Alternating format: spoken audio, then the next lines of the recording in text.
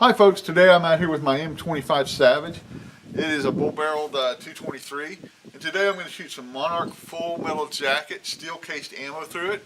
I'm going to get velocity as well as how it patterns, so we're going to see how it does, so stay tuned.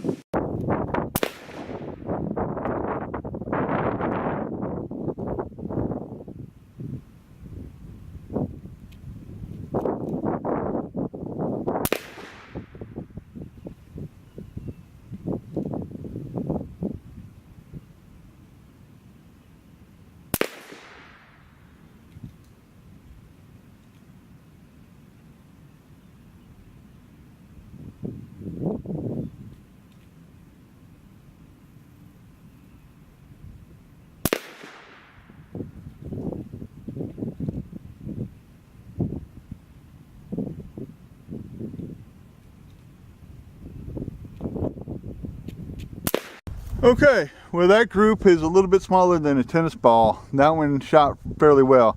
Had the same problems with the hard cup of the primer on these. So as I say, this is the Monarch. It shot, you know, fairly decent at 100 yards.